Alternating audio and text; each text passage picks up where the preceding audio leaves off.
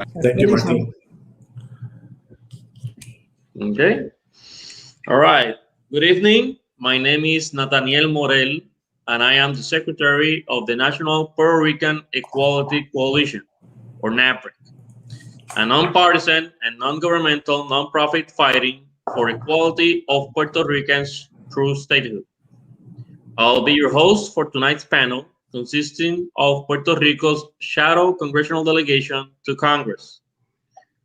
We'll be discussing several issues about respecting Puerto Rico's statehood vote and bringing equality in essential benefits and in representation to the United States citizens of Puerto Rico. Now, please allow me to introduce the members of the delegation. First, we have Senator Melinda Romero Donnelly. She served as a member of the Puerto Rican House of Representatives and a senator to the Puerto Rican Senate. She also served as a senior reporter for the Caribbean Business and a director of legislative, municipal, and governmental affairs for the Puerto Rico Department of Public Safety.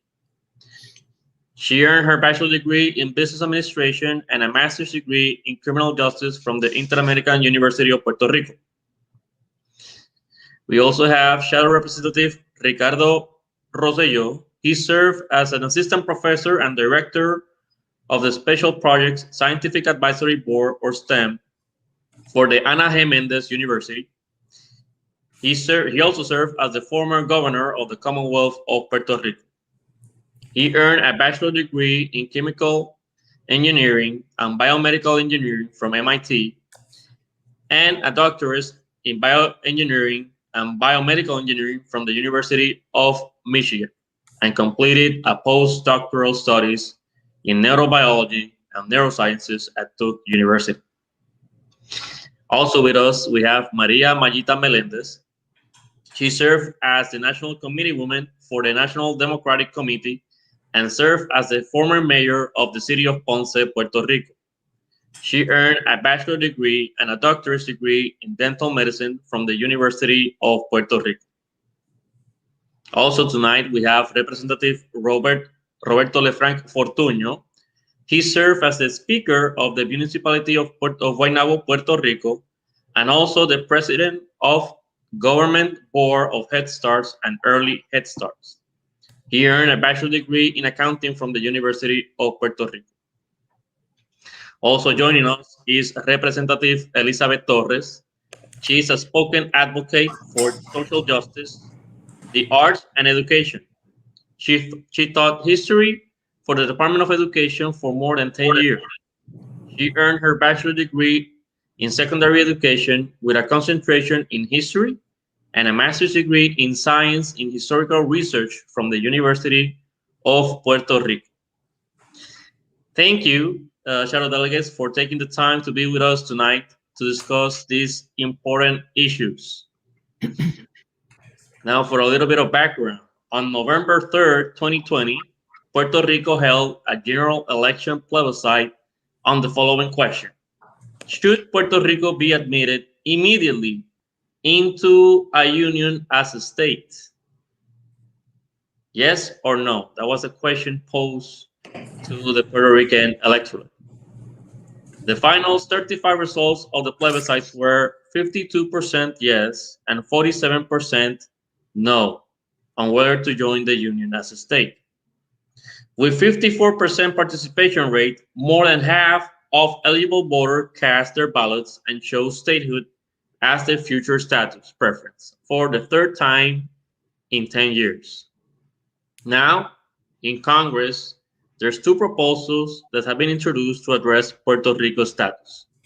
The first one, called Puerto Rico's Statehood Admission Act, or also known in the House as House Resolution 1522, was sponsored by Representative Darren Soto of Florida and Puerto Rico Resident Commissioner Jennifer Gonzalez Colon. It also has a companion bill in the Senate called Senate Resolution 780. The second bill proposed in Congress is the Puerto Rico Self-Determination Act, or H.R. 2070, introduced by Representative Nidia Velázquez from New York. It also has a companion bill in the Senate named Senate Resolution 865. With tonight's panel, we hope to discuss the issues regarding Puerto Rico's equality as a matter of civil rights and provide some clarity on the history, the present state of affairs, and future outreach efforts to advocate for the U.S. citizens of Puerto Rico. For that matter, we're gonna have a conversation and build up on several questions that create a debate on this topic. Let's begin with a little bit of discussion regarding of Puerto Rico's history, regarding its recent plebiscites and the role of the shadow delegation. We're gonna start with Delegate Torres with the following question. I'm sorry, Nathaniel. I think Melinda is backstage. Let's see. Oh, I see it here. Give me 1 second. Thank you.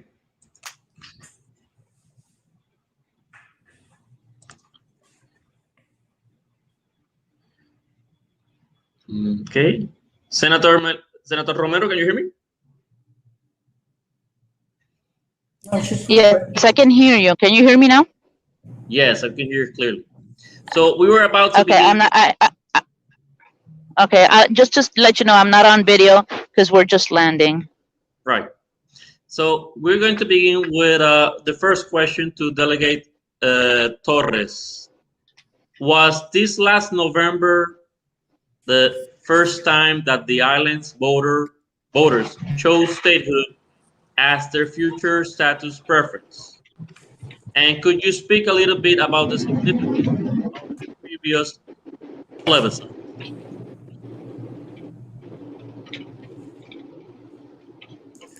Hi. Do you hear me? Yes. Ladies and gentlemen, our pleasure to welcome you to Washington. First of all, thank you for. Time is 7:36. Thank you for the. I think I'm listening to Melinda's. No, go ahead.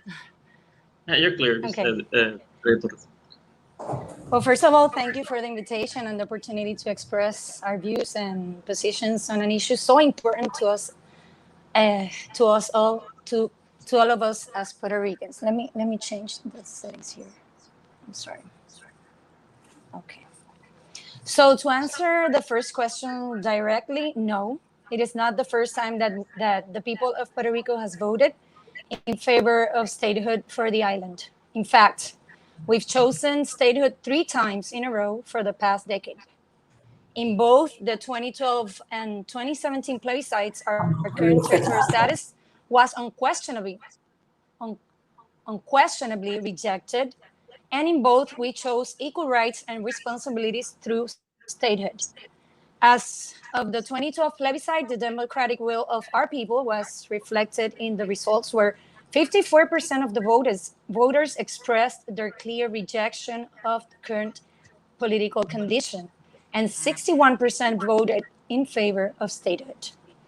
That specific referendum has a very important historical impact because it marked the beginning of a steady growing trend in favor of statehood, which has continued, as you all know, to this day.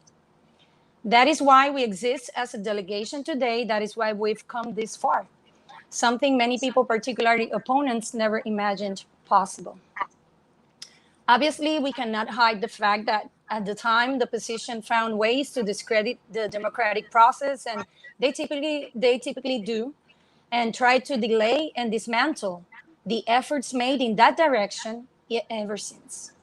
But the fact remains, they could not stop what is imminent today in the eyes of anyone guided by common sense. Here we are, the delegates. In terms of 2017 referendum, Puerto Ricans overwhelmingly voted for statehood, 97%, around 500,000 people. 500,000 of the ballots casted were in favor of statehood. That referendum took place under very problematic circumstances due to the economic crisis and the limitations imposed by the newly appointed Financial Oversight and Management Board, among other precarious conditions, as you know, massive exodus and all that. But Governor Ricardo Rosselló found ways to keep his promise to hold a referendum. Again, the plebiscite was boycotted by opposition parties and external allies like Nidia Velázquez that argued, she argued that the 23% of those who participated tell us, what that tells us is that it was flawed and it was an undemocratic process. So as you already know, Nidia opposes to every decision we make through our democratic system. She disparages our will. Well, last November, a majority of 53, almost 53% demanded statehood in a locally sponsored referendum, also endorsed by the Supreme Court of Puerto Rico. In sum, little by little, step by step, we have been creating the path through which we made history last November. So here we are. Indeed, the election of the delegation is an example that the statehood movement in Puerto Rico is driving the process for self-determination. The second question is going to be for Delegate Romero. It reads as the following. Delegate Romero, could you please begin by telling us the importance of the plebiscite vote last November, as well as the significance of the Puerto Rico shadow delegation? Of course. First of all, thank you very much for having us here tonight, and thank you for all the people that are joining in on Facebook Live and other video.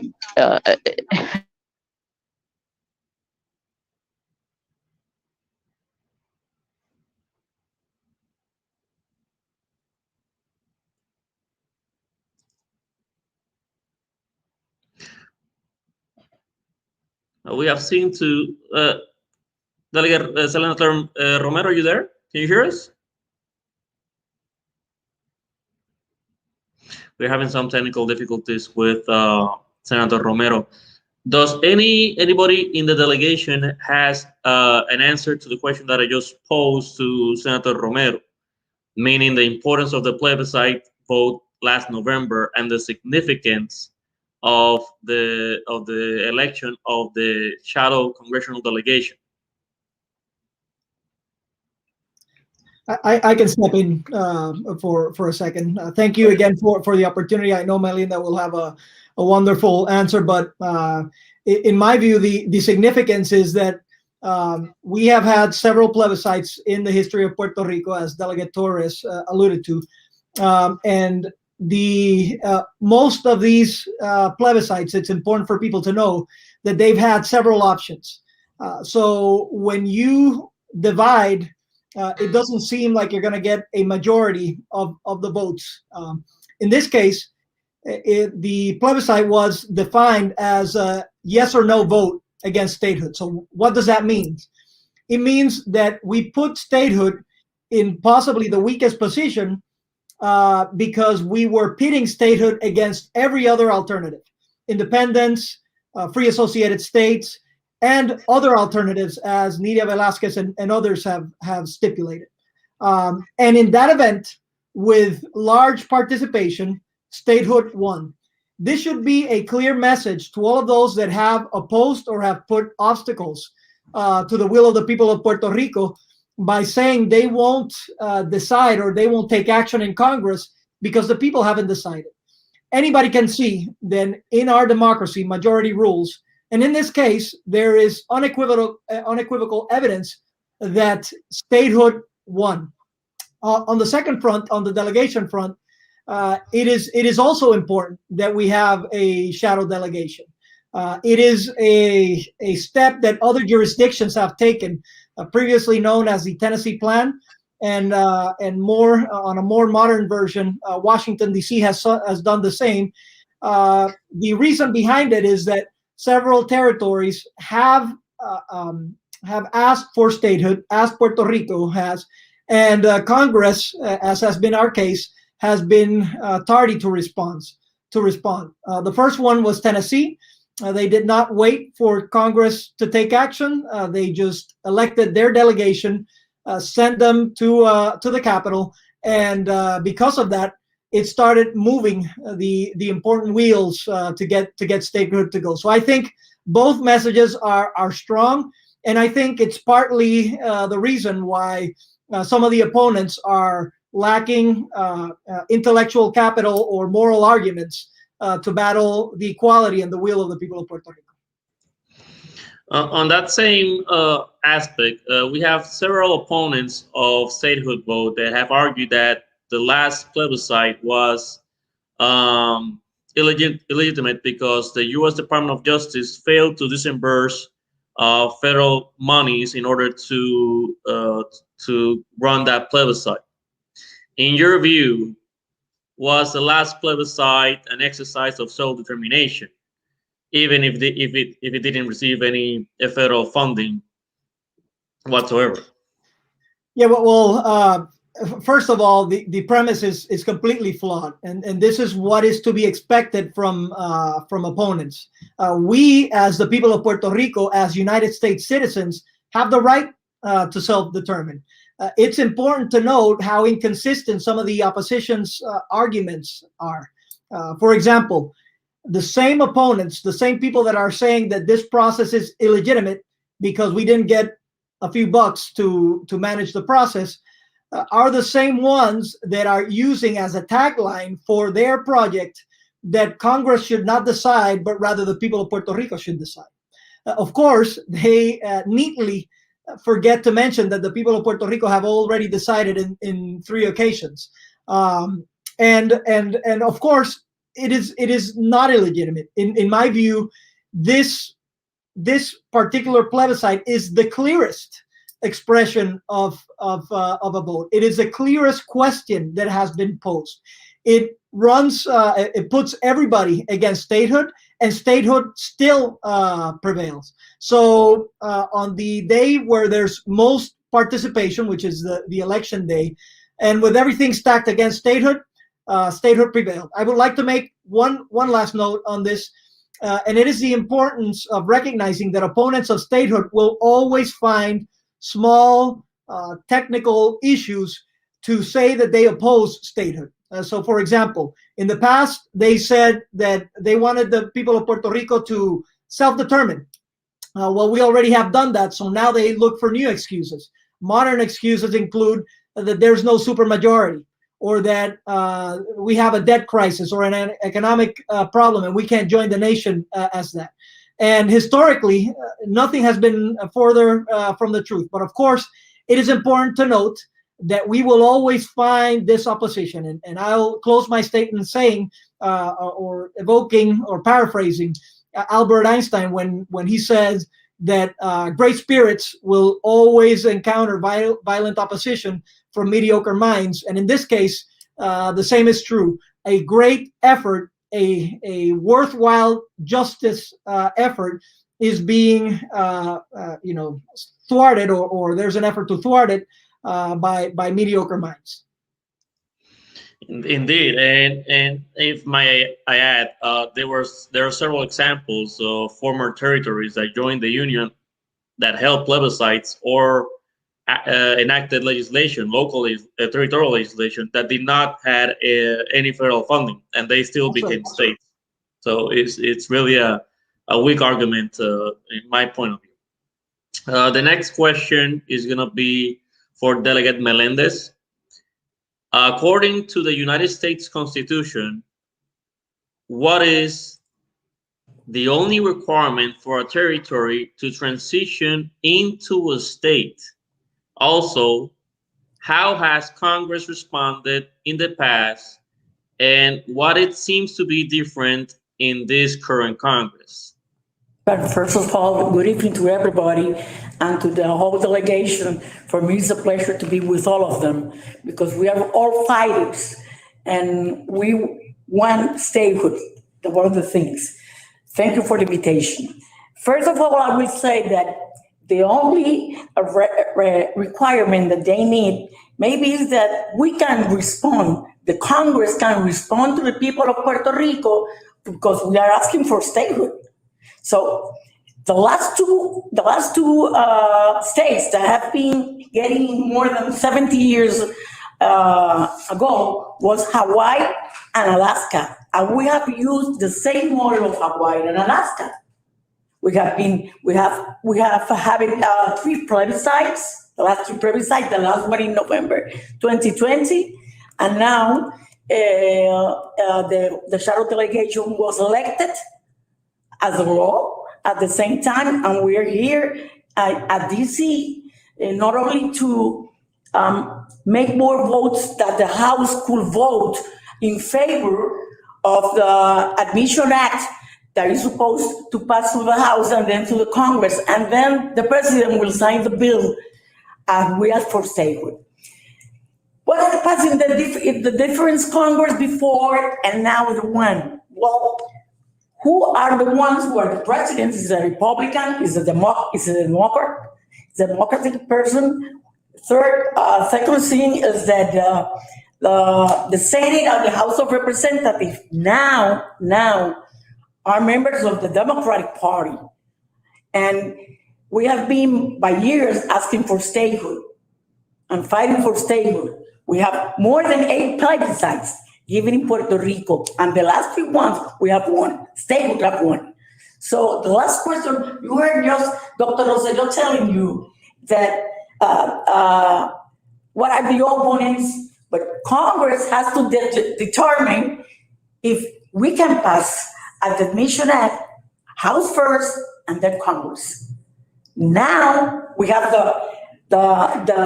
I will say the opportunity, the best opportunity, because we have the House directed by the Democratic Party, and at the same time, Senate by a Democrat, and the president is a Democrat. So we are Democrat, and at the same time, I think that we can fight for it. Republican at the same time, even though they have pronounced in favor of statehood, people think that people in Puerto Rico are Democrats. No, there are Democrats, there are Republicans. We only want statehood, equality and responsibility. The difference is who are the ones who are in the government, in Congress, manage all the bills that are presented for the Admission Act that today the House of Representatives has to vote in favor, and we are here just to get more votes, to explain to people and get more Puerto Ricans. There are more Puerto Ricans.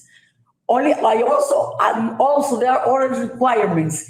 Population. We have more than 5.2 million here citizens living in U.S. in mainland, and we have in Puerto Rico 3.2. So there are no obstacles to the House will accept the Admission Act.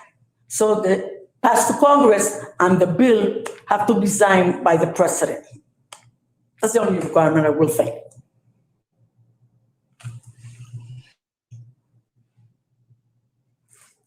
Thank you. You can see that most of the requirements for statehood has already been accomplished. We have already a Republican form of government, and the territory has established state and local level government, and we have enacted a constitution. So the requirements that are usually in the U.S. Constitution for state are already here. And just as the delegate just said, we have the will of the people in asking for state. We have the will of the people. We have a mandate from the people, and the people just said statehood. So no, they don't want a republic or independence. We have choose statehood. We won 53 point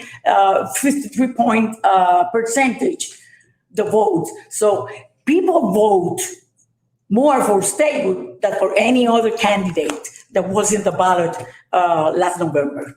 Right. Okay. So next, I would like to invite our panelists to discuss the federal proposals to resolve Puerto Rico's status, and I mean the current federal proposals, and the prospect of each proposal. In order to do so, I want to ask Delegate Lefranc, which the following question: Could you please describe what are the main differences between the two congressional proposals that are being discussed right now in Congress? Yes, first of all, good evening to you, Nathaniel, and to all the attendees of the virtual town hall. It is a pleasure to be here with you all. Definitely, we have two clear differences between the HR 1522 and the opposition's bill. One of them, for starters, is constitutional. The other one is unconstitutional, and so has said the DOJ.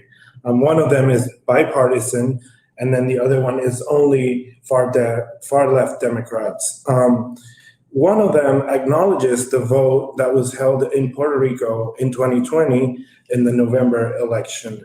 The other one denies the election results and the referendum that was held in Puerto Rico. One of them presents HR 1522, presents a formal offer to the people of Puerto Rico of statehood. The other one, it's for a status convention, and it's an obstacle to resolve in a definite matter the status issue in Puerto Rico. So when we pass HR 1522, it has a mandate that a ratification vote has to be done on the island in 30 days. The governor would need to announce the date of the ratification vote. The other one lacks a timeline, and it's just kind of delay forever the issue of the status, because the opposition just wants this issue to be gone. They don't want to take an action on it. So I would say those are the main differences, so that people would understand, between HR 1522 and then the opposition's bill. Thank you. Yeah, great answer, and also to the fact that the Puerto Rican statehood admission bill actually is enacting and following the will of the people of joining the union as a state. Exactly. True. All right. So the following question is for Delegate Rosselló, and it reads as follows: could you elaborate why Puerto Rico Statehood Admission Act, sponsored by Representative Darren Soto, is binding, and how it will bring a final resolution to Puerto Rico status, unlike the other competing bill, the Puerto Rico Self-Determination Act, sponsored by Representative Velázquez, which is unlikely to bring about a resolution that will be accepted in the current Congress.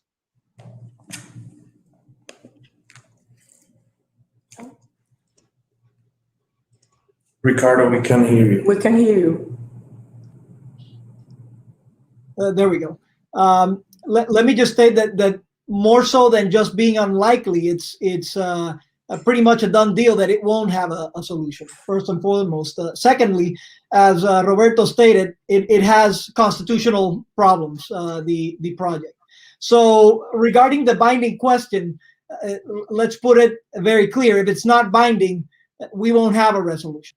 The important thing about 1522 is that the project is premised on the real fact that the people of Puerto Rico have voted for statehood.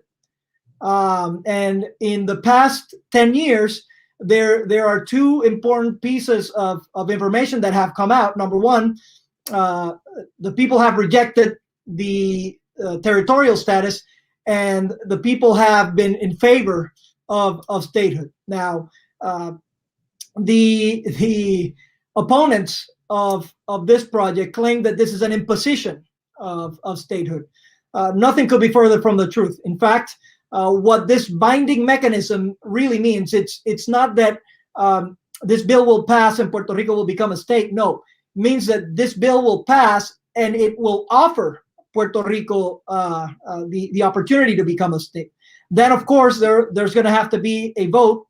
And if people vote for statehood, as they've done in the past, then it becomes a binding component. Of course, the Self-Determination Act, the only thing that has regarding self-determination, it's its titles. it neglects the will of the people of Puerto Rico. It has constitutional problems and obstacles. It bypasses the most direct way of asking of being part of a democracy, which is direct vote, and defines this constitutional assembly to bring about alternatives. It not only does that, but it does so in a way where it says it could be statehood, it could be independence, or any other alternatives, which of course have obstacles in and of itself. So in my view, we should highlight the hypocrisy of those that are supporting this bill, the 2070 bill, and are supporting, for example, statehood for Washington, D.C. Most of the people that are supporting this bill have been fighters for social justice, equality. They've been fighting so that votes get counted elsewhere. Why do you want that for other parts of the United States, and why do you want to limit that for the people of Puerto Rico? So that is why having this be a clear binding process that is constitutional, that is common sense, is the way to go. Indeed, and it has been the same process for the last two states that entered the union. So it's a bill, Darren Soto's bill, is a bill that has previous examples in the past. Following with Delegate Torres, we have this question. Representative Velasquez's proposals claims to be for self-determination. But in addition to the Constitutional Convention of Delegates that is proposed in her bill, it will impose a creation of a congressional bilateral negotiating commission. Could you explain why that provision opposes the idea of self-determination, the creation of a commission in Congress to determine our self-determination process? It sounds crazy, isn't it? It sounds crazy, and it is. So, well, I think the answer is in the premise, because when you use the word impose, that right there makes it impossible to even consider the word democracy or freedom. And I think, therefore, it is not possible to talk about self-determination. We should remember that this bill completely ignores the results of the referendum held last November. That fact alone should shed light on the intentions behind that bill. That piece of legislation disregards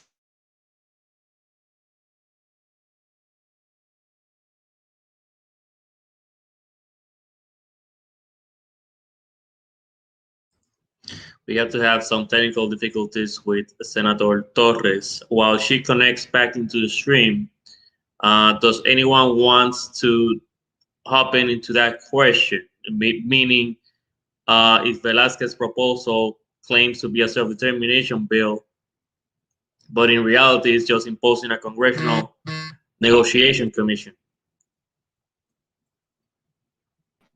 If you want, I can. Is Ms. Torres back online? No, not yet, but she's gonna probably hop in soon. But so in order to continue the conversation, do you want to help her with the answer? Sure. I think it's very important that everybody realizes that, number one, the proponent of the bill is Ms. Nidia Velasquez, who has consistently declared or worked against what is on the best benefit for the people who live on the island of Puerto Rico. Just like a birth certificate doesn't make you a citizen of any nation, Nidia Velasquez, just because she has a Puerto Rican name, does not make her a Puerto Rican. She has all the benefits and all the responsibilities and everything that you could ever hope for from being an American citizen. She has a right to vote. She is an actual congresswoman, and she has representation in the Senate. And for some reason, who only she understands, she negates those rights to the American citizens that live in Puerto Rico. And I think that the only intention behind House Bill 2070, which is the one that she presented in Congress, other than being a unilateral Democratic bill is in actuality, what it is, it's a way to try to stop statehood from becoming a fact for Puerto Rico. She understands that the people of Puerto Rico have voted, that we have voted majoritively, that we are decidedly working towards finalizing the statehood process for Puerto Rico, and she is afraid that that will, of course, hamper her fundraising events in Puerto Rico, or her whatever her reasons have been for the past 20 years to work so adamantly against the rights of the people that reside in Puerto Rico. The only reason why the American citizens that reside in Puerto Rico are discriminated against is because they live in Puerto Rico. And I think that one major situation that's going on, and it's the current case that's being going on, U.S. versus Vallejo. I think it's going to demonstrate that you cannot arbitrarily renounce or just eradicate the rights of the people of the United States. We have legitimate rights that have to be defended, and in our case, we need to become a state in order to be equal partners of this great nation. Thank you for that answer. And then also to point out, Representative Velasquez's bill creates a parallel territorial assembly that it doesn't have term limits and doesn't have a clear stated end time. So yeah, it is exactly what they have been doing. The Popular Democratic Party has been doing for decades. Is a way of trying to stop statehood from being achieved, and we're not going to allow it. I think that she finally understands that this is her last opportunity to try and stop statehood, but she's not going to make it. The people have spoken. There is no louder or more massive or representative vote implication than that of the direct vote of the people, of the American citizens in any democracy. The vote of the people is what governs the people, and Puerto Rico spoke very loudly, very clearly. We want statehood. Right. So following your answer, the following question was also stated for you. It says the following, Senator Romero. It says, Representative Soto's proposal will call for one final direct vote on statehood, yes or no question. Opponents of statehood claim that this type of wording excludes other status alternatives. Do you believe that this is true or not, and why? The opponents of statehood are always going to find an excuse to oppose statehood. Reality is that when you have a question, yes or no, everybody has an answer. Either if you're for statehood, you answer yes, and if you're against it, no matter what your belief is, even if you're independent, if you're pro-independent or pro-status quo or associated free state, whatever, you can vote no.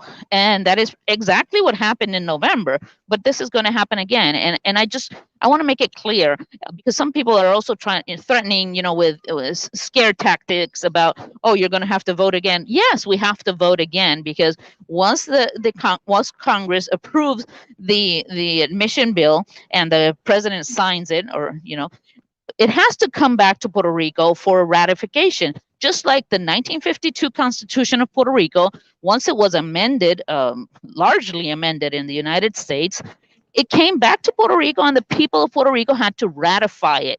This is what a democracy does. It allows the people to decide. And yes, we will have another vote after President Biden approves this bill, but it will be only a ratification of that which is offered to the people of Puerto Rico, and that will be equality for all and through statehood. And the other bill is just an excuse to make things just prolong them forever and never take action.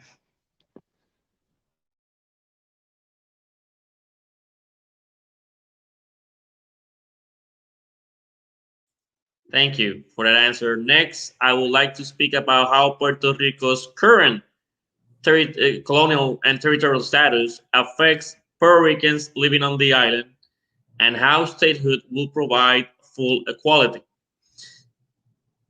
For Delegate Melendez, the aftermath of Hurricanes Irma and Maria killed approximately 3,000 U.S. citizens in Puerto Rico and had an estimated total damages of around $100 billion. How was the federal disaster response different in Puerto Rico compared to the other states that were impacted by similar hurricanes in the same year? Which was the treatment different to Puerto Rico in comparison with the other states? Well, first of all, I was a mayor when Hurricane Maria came. And we have been many times here in Mainland. And one of the first time we came here was with Governor Ricardo Rosselló, asking Congress that they could accelerate in a more rapid way the help for Puerto Rico. FEMA was not prepared. Second thing is that when you're here in the States, Mainland, you're across the border, and FEMA and all the help that comes from the federal aids are near the border. After the hurricane passed or the disaster passed, they cross the border. We have in Puerto Rico, we live in the Caribbean, so people have to move by airplane. The help has to come by at the same time by boats. So it was very difficult for the 78 mayors, because the formula that they use, FEMA used, to get help, and we have to respond to many requirements. At the same time, the president was Republican, it was Mr. Trump, and we have to prove him that we are honest people. And they began to say things that Puerto Rico was not, the politicians in Puerto Rico were honest. And they proved that the one who really has irregularities in the distribution of every aid for the states was FEMA and not Puerto Rico. That's one of the things. The second thing is that there are many, just right now, after 10 years of depression, there are many poor people, poor families in Puerto Rico at the same time. There are many people who live at the same time in areas near the rivers. And for example, in my city, the north is always with problems for people, like the land move, and the houses began to fall. Second, in the south, you have floods in every place. So we have the difficulties in receiving the help. We have to come many times to Congress, at the same time to FEMA. Governor Rosselló did the work. We continue after he left Puerto Rico, but we continue fighting. But we get, at the same time, people who knows the requirement that FEMA, they are officially administrative, and at the same time, difficult requirement that have to be made before an informed day in papers, discussion on, before getting help for the people. So that's one of the things. I don't know, here in the States, it's different. I have been in many panels where Texas were there at the same time at the U.S. Mayor Convention, and the people from other states say that they don't have an old system of electricity. We need a modern system of electricity. For example, we have the last time Ponce received electricity was 1 year after the last ward that I have received energy 1 year after Maria. So I think that being a territorial status, not being state, one of the things is that they use 3 different formulas. We didn't use at the first time the formula to ask for help and aid. We don't use the formula that the state used. The second time we have another formula that FEMA requires us, but wasn't the one that the state has. The third one was the one that the state has. And Governor Rosselló at the same time sent Court 3, who was a department from Puerto Rico, for making more facilities, received all the helping and help from the state and from FEMA. But really, it was difficult for them to approve all the needing of the mayors that we needed in the 78 cities. And then Court 3 had to approve it to go to FEMA at the same time and approve it. So it's different from this. It's different from the state. In territorial status, it's different. They exist more requirements than in the states. So for us, I think being a territorial, having a territorial status is affects in many ways, economic ways. And at the same time, we are in the Caribbean, but we don't receive. We were not prepared. FEMA was not prepared. They are prepared here in mainland when they have a disaster, and they resolve it immediately. After 4 years, I left. I left just in December, and I left 80 projects finished. But I have a group, a team that was excellent in making all the efforts, in making all the resolutions, in making all the bonification that was to be needed with the federal programs. We don't have, like the states, we don't have the same programs, we don't have the same, at the same time, the same benefits that the states. It's different. Now we are reconstructing. Now the people in Puerto Rico are reconstructing after 4 years, after Maria passed. Indeed, and even when you have the full funding of the federal government, there are discrimination against the island regarding different qualifications in order to receive that funding. It's Nathaniel, can I jump in, because I know it's not my real quick. He was with me in the Congress many times. Yeah, we worked together. Let me just state very briefly. Were we treated differently? Yes. Were we treated inferior? Yes. And Yes. This is not just a claim. It's a fact. There were 3 hurricanes: Harvey in Texas, Irma in Puerto Rico and in Florida, and then Maria. Maria, by far, it is important to note that it is the worst modern disaster in the modern history of the United States. And those 2 came before before Maria. When we went to Congress to ask for funding and immediate aid, they said we had to wait for a second bill, that they were going to deal with Harvey and with Irma before they dealt with Puerto Rico, because we didn't have the damage assessments done. You know what? We did the damage assessments before Texas and before Florida, and they still did not put us in the first bill. It was thanks to the leadership of other people that bill was stopped, and then we have the $19 billion. Secondly, in that moment where there were hundreds of congressmen coming to Puerto Rico, supporting Puerto Rico, saying they would do anything for the people of Puerto Rico, there was a tax bill that was being looked at in Congress that actually passed. And we just had one ask. Puerto Rico just had one ask. We wanted to be treated as the United States so that we can get some tax benefit in the job creation process. You know what? It didn't pass. They didn't put Puerto Rico there. Another case, another showcase that even in the worst time, when we're making a small ask, they neglected just because we don't have the political power. So were we treated differently? Severely so. And there's plenty of evidence to showcase this.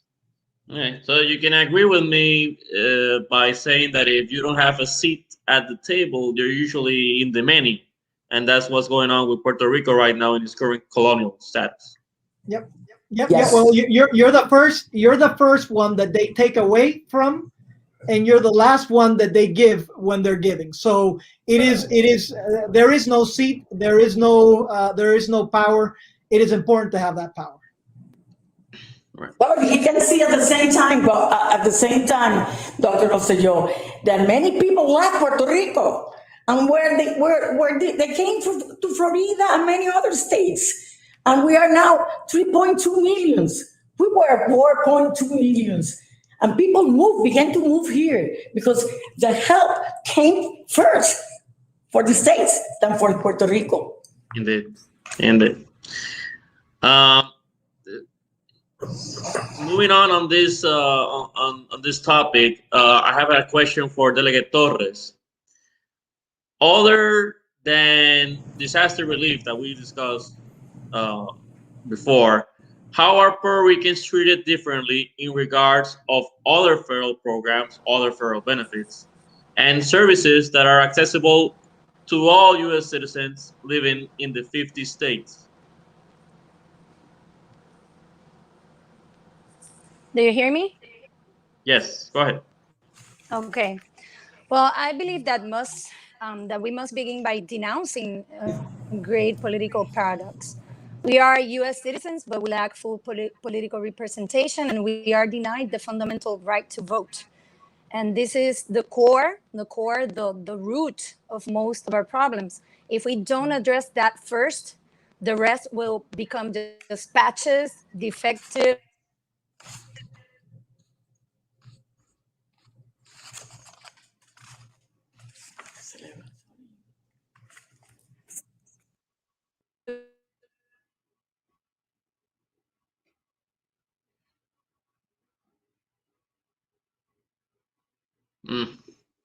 We seem to have continuous issues with Representative Torres. Can you hear me, Representative Torres?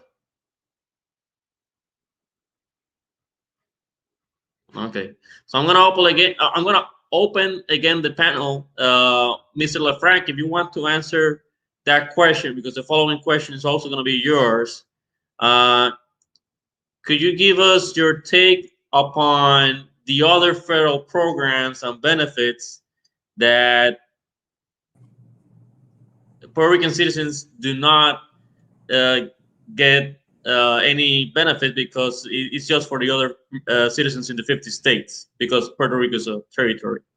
So yes, definitely. Like Delegate Torres was mentioning, Puerto Rico is treated differently at a federal level, and Rosselló was mentioning it as well.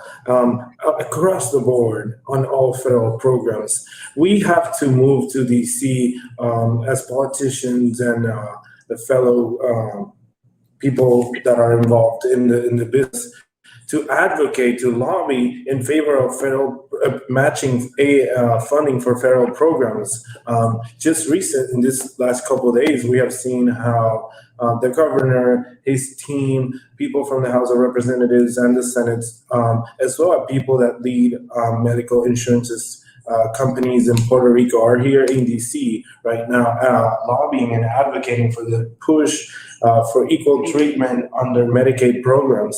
And that's just one example of many of the situations that we're facing where, as Puerto Ricans, American citizens living on the island, we're not treated fairly, we're not treated equally. We get what's left, after everything is handed over to the states, we get what's left. And that's part of the reason why I'm a pro-statehood supporter, is because I want to have people advocating for our equal, fair share in the U.S. Spending, and as well as the responsibilities that will come within a state. I think Elizabeth is back online, so I would just yield back so she can. I am so sorry. I'm having the worst connection today, so please allow me to continue. Please go ahead. I wanted to hear you. We had some technical difficulties, but you were going I was to a very about good to analyze topic. some. I can't hear you even. Well, I was about to analyze some basics. So I was saying that when our families are divided and our children are forced to go to the States to get what they don't find here in the island, that's when it hits you, right? I'm a mother of two, so I know my son is in the States. So and that's when you really understand the harmful effects of our deplorable political condition. Incredibly, the Supreme Court has stated so many times that there is no more precious right for a free country than to have a voice when choosing those who make the laws under which they must live and respect. Other rights, even though the most basic, are illusory if the right to vote is undermined. That is the main reason, in my view, why we are not treated equally. So we do not have the representation we need to defend our interests as a people. Let me be concrete. Let's take a recent example, the emergency due to COVID. Puerto Rican families were not eligible to receive a $300 aid per minor that every state did receive. Why? According to our Secretary of Treasury, the way the law was designed excluded Puerto Rico because the law only considered states and not territories. Another critical example, let's go to health. As we all know, the disparities in federal funds affects access to health. This is one of the main reasons why so many Puerto Ricans move to the States. Puerto Rico is excluded from the Part D subsidy of the Medicare program. If we were a state, we would receive $200 million more, and that alone would benefit more than 400,000 families. So these are just a few everyday examples of how our fundamental rights are violated all the time because of our destructive political condition as a territory. We can talk about our veterans, education services, and many other programs like SNAP, for instance. We only receive half of the amount of what other states receive. But I think we already get the message. So this situation has other repercussions because it forces our government to spend large sums of money on lobbyists in order to receive the treatment we deserve. Isn't this crazy and abusive? That's what I ask to the people listening here. This is an abusive condition, and it must end. And to the members of the no, you're welcome. To the members of the audience that can hear us, the main message that we want to bring you, especially to those living in Florida and the rest of the state, is the people of Puerto Rico, when they don't have a seat in the table, they're in the menu. They can't fight. If they don't have any representation in Congress or the power to vote for the president, they lack the power, the political clout to receive the same benefits and the same programs and the same rights and responsibilities as the rest of us here in Tampa, Orlando, New York, California, Houston. So this is why those that are seeing us right now and are hearing the congressional delegation of Puerto Rico, they need to call their congressmen, their senators, and they need to ask that Puerto Rico should be treated the same way as the rest of the 50 states. The delegation of Puerto Rico is not asking for more, it's not asking for less, it's asking for the same treatment that we as citizens receive when we move here to the state. Now, the following question is going to be also for Delegate LeFranc, and this one is actually something that I'm very interested to hear and to discuss. It reads as follows. Puerto Ricans have served in every military conflict of the United States since the First World War. However, veterans and all citizens, U.S. citizens residing in Puerto Rico cannot vote for their commander-in-chief or have voting representation in Congress, which is actually the one that authorizes acts of war. Could you please elaborate on what statehood will mean for the people of Puerto Rico in terms of having voting representation on the federal level for the laws and policies that impact the island every day, and the sacrifices that those service members have done even when they don't have any representation or power to vote? Go ahead, Delegate LeFranc. Yes, definitely. First of all, I would like to start by thanking for their service, the over 600,000 brave men and women, Puerto Rican soldiers that have served in our military. I think that deserves our utmost honor. For me, the way I see it, voting representation in Puerto Rico is the utmost expression of democracy. The fact that if we were granted statehood, then we would have the power to vote, for our commander-in-chief, the president of the United States. We would be the first Hispanic state. So even though, we would be advocating for our issues, I know many of the Hispanic population across the U.S. Will coincide on a bunch of issues with us. The result of that being that we were going to have 2 seats on the Senate and 4 seats, at least 4 seats in the House of Representatives. So the way I see it is that we, Puerto Rico, will have a seat on the table where the decisions are being made. As of currently, we need to advocate for our issues through senators such as Rick Scott or Marco Rubio from Florida, and the ones from New York, or the ones that we can identify with for specific issues, and have them present them through the due processes. That's the way I see it. I think that's one of the most important things that statehood represents. So, something that I want to make clear to also to the members of the audience that can hear is that I'm not familiar with Puerto Rico service members. Most of the members of NAPREC, of the National Puerto Rican Equality Coalition, most of the board members are former veterans. And I myself serve in the Puerto Rico Army National Guard, and I was deployed overseas. It is curious to see that you could find in the midst of a base in Afghanistan or Korea or in Iraq, you could see always a Puerto Rican National Guard or reserve unit. These are soldiers that go overseas and they don't have no say in who is their commander-in-chief. Well, what I mean that is the president-elect, the president of the United States, or have congressional representation, but they are American soldiers in American units fighting in American wars. So it is something that we need to think about in Memorial Day and Veterans Day, when we know that we have a territory that has American soldiers that fight and die in American wars, but they cannot vote for their commander-in-chief.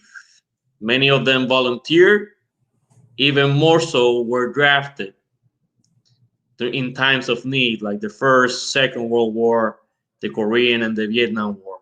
So, exactly, Nathaniel, if I may add, like you were saying, it really says a lot about our people, our Puerto Rican soldiers that serve in our military in the U.S. The fact that they don't get to vote for their commander-in-chief, the president, and yet they still serve with that passion and determination to defend our nation. It really says a lot about our military men and women, and that's why I'm like super proud. And again, I thank them for their service. We need to use every single opportunity that we have to thank them for their service and dedication to the nation. Thank you. And I must say to former Governor Rosselló, who was the commander-in-chief for the Puerto Rico Army National Guard, he probably knows the importance of that organization during crises in Puerto Rico, either crime or disasters. As the former commander-in-chief of the Puerto Rico Army National Guard, I know that he has good knowledge about their implementation and deployments. Well, Natalia, first of all, thank you for your service. And let me just give an example. We were just talking about the hurricane, all right? Let me tell you about a story that has been forgotten, but shouldn't be forgotten, which was the passage of Hurricane Irma just 2 weeks prior to Hurricane Maria. Of course, Hurricane Irma devastated parts of the northern east part of the island, including Culebra and so forth. But they really wreaked havoc in the Virgin Islands and Martinique and so forth. And it was because of those brave servicemen that we were actually able to help and support. You guys created something that was called Operation Safe Haven. that rescued over 5,000 people that were homeless, that were U.S. citizens, that weren't getting, medical services, and we got them over to Puerto Rico, even as we were going through a recovery, the first of two, a recovery of our own. So it is important to note that in that event and in other events, when they need help, first in line is always Puerto Rico, and they've never said no. Indeed. I think that operation was done, if I recall, by the 65 Infantry Regiment, one of the battalions that is associated to the 65 Infantry Regiment that is part of the Puerto Rican, that now is part of the Puerto Rico Army National Guard. So the following question also is for Delegate Rosselló, and it goes as follows. One of the issues that has been discussed regarding the transition of Puerto Rico from a territory to a state is the uniformity of the federal tax law required by the U.S. Constitution. While some tax laws that provide special treatment to Puerto Rico will probably end, what are the benefits that Puerto Ricans on the island will receive from becoming a state? Again, transitioning from a territory with this current taxes code to the new one that's going to be held by IRS when it becomes a state. Right. So in 4 words, more resources, more power. Right. Let's first state that the taxing issue is used as a fear tactic by oppositions to try to tell people that they're going to be overtaxed. When the truth of the matter is, number one, we're already being taxed in certain areas. And number two, the vast majority of people in Puerto Rico, because of our condition of inequality and the poverty rates, are not going to be participants in this effort. And therefore, as we make a transition towards statehood, we will be benefited in several regards. Number one, case in point, what I was just talking about when I interjected on the recovery question, which is the new environment for taxing policies. Instead of punishing the states, it actually emboldens and empowers them. So Puerto Rico would be able to benefit instead of being punished from that. Secondly, by being a state, you would have access to more resources, which is what we've been discussing. Let's give 2 examples. One, healthcare, and this helps in 2 very important regards. Number one, the getting more resources for healthcare. Of course, you can get better services, better care, get to more people. But the second very important thing is the impact that this has on the budget. Right now, because we don't have a large budget and we don't have enough resources, we have to extract resources and monies from other parts of the budget and put them towards healthcare. Whereas if we were treated equally on that basis, then we wouldn't have to extract those resources, and those could be used to invest in other areas, in projects, infrastructure projects, in education, and so forth. The other comparison, again, I'm trying to tie all of this together. Bringing the example of the recovery and the hurricane, one of the many advantages that states like Florida and Texas had over us, for example, is that they have cash flow. They have a working budget. But because we're so limited with the federal resources, we really didn't have that cash flow. So what can they do in an emergency? In an emergency, they can immediately spend the money that they have, and then they can pass the bill and wait on it to the federal government. In our case, as you know, we've been under the guise of an oversight bill, of a oversight board. We couldn't do that. We didn't have the resources. We had to wait for the federal monies to come over here. So all of these things that would be merging would help impact the economy, would help impact social services that are giving. And of course, the more important thing, in my view, it was give us equality and political power. The most recent case in point of this is Hawaii. All of the excuses that you see today for not becoming a state.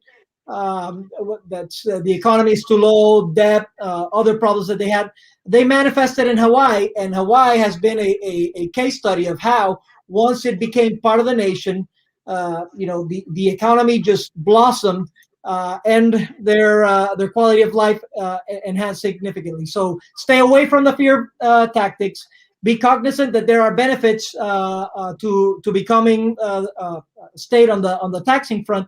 And lastly, recognize the two important things which are ever present in everything that we've been talking about: more resources, more funding, and more power. Don't We let have the elderly people, don't let the elderly people go, Dr. Rosselló. Yeah, the veterans, as we were talking about as well. They don't. All of these things, SSI. Again, all of these elements are not included there that would be of benefit for Puerto Rico. and indeed, we could see all the efforts that agencies like PRAFA or the Resident Commission has to put in just to get equal treatment compared to the other 50 states. It's a waste of resources if we had already equal representation in Congress, and we wouldn't be fighting for equal funding like the rest of the states. And in the tax code, it will be treated as the rest of the 50 states, and it will be an equal footing when compared and competing with the rest of the nation. Let's go to Delegate Romero. I think she's on the line. Yes, I see. Yeah, I'm here. Okay, so this is another. We're gonna discuss another issue which I know Governor Rosselló has experience is with Promesa, which is another legacy of our colonial status. But it reads as the following: another point of transition for statehood is going to be Promesa or La Junta. Since Promesa's authority comes under the territorial clause of the United States Constitution, could you please describe how Puerto Rico's transition into a state will mean the end of Promesa and allow Puerto Rico's elected leaders to decide the budget and the fiscal matters of the island? Again, for those viewers that doesn't know, the current territorial legislature and governor are tied. Their hands are tied because of Promesa. Oh, well, thank you, Nathaniel. This is, I think it's one of the most important questions that you can ask, because there's a lot of misinformation about one, Promesa, and how we can actually become a state while Promesa is still implemented in Puerto Rico. As you know, Promesa is an imposition of Congress, allowed only because of our colonial status in Puerto Rico. In the United States, cities of the states that have been economically devastated in the past have been capable of declaring bankruptcy and given the opportunity to fix their economic woes and fix decades-long debts. And also to negotiate bad investments, as those that we've seen here in Puerto Rico. As Puerto Rico is an unincorporated territory, principally governed under the territorial clause of the U.S. Constitution, we had no alternatives but to be submitted to a non-elected board that basically governs over the entire elected government of Puerto Rico. So they can go above whatever the governor stipulates is his public policy, the legislature's public policy. This Promesa can go above them. I think that one of the most important parts that we have in House Bill 1522, the Darren Soto and Jennifer Gonzalez bill, is if you have the document on your hand, Section 9.3.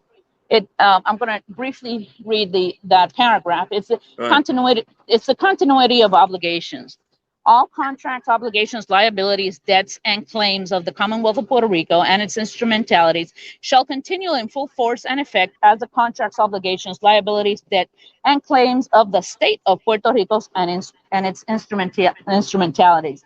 What this means is that in irrespectively of if Puerto Rico becomes a state or not, Puerto Rico still has to face, its debtors and pay off whatever obligations the Commonwealth has with these bonds, the bondholders.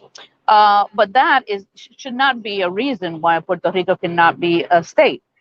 So it is included in that bill. If Puerto Rico as a state would assume the responsibility of paying off the debts that we have with the bondholders, and basically the paragraph guarantees that although all the debts shall continue to be paid, it will be as established by the legal elected government of the people and not by a fiscal board that has drained $80 million plus a year of public funds of Puerto Rico that have not been available for services of the residents in Puerto Rico. So every year we spend over $80 million paying contracts and employees to the fiscal board, and that money is not available to pay off services and necessities of the people residing in Puerto Rico. And when you are coming out of a devastating hurricane like Maria,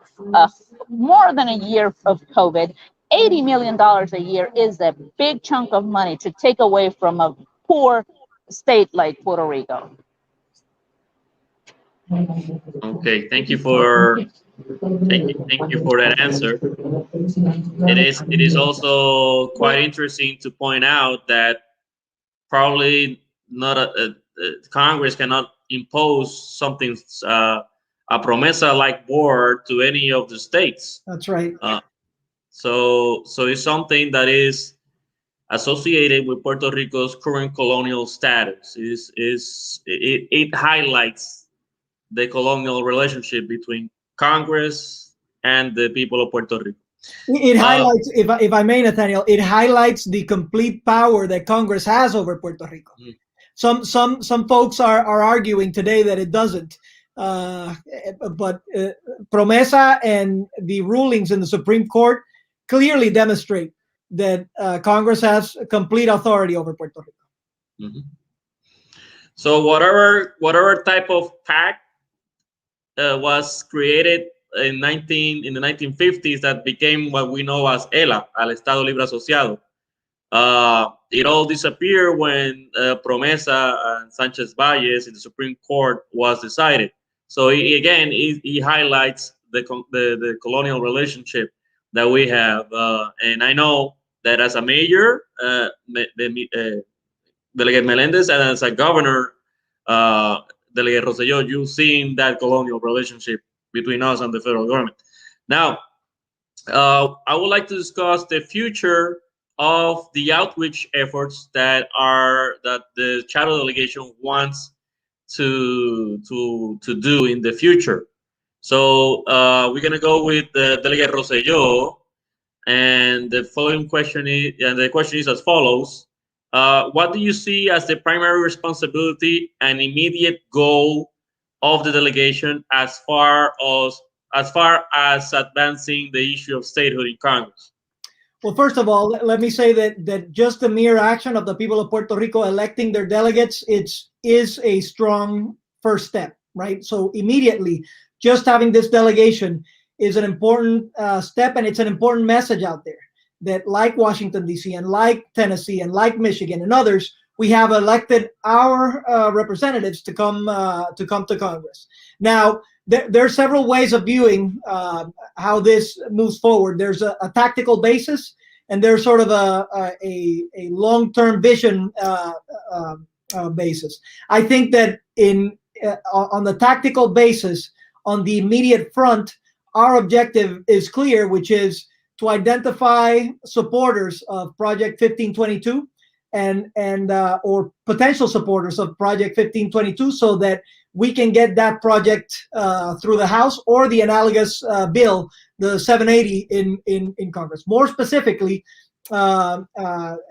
reaching out to folks in the committee so that this bill can move past the committee. On a midterm basis, on a tactical level, I think it is important to focus on potential midterm elections and how this can impact the up and coming congressional race, but also the fact that the current Congress knows that we would be moving in that direction could alter their decisions in this Congress. So I think it is very much important to stress those actions now.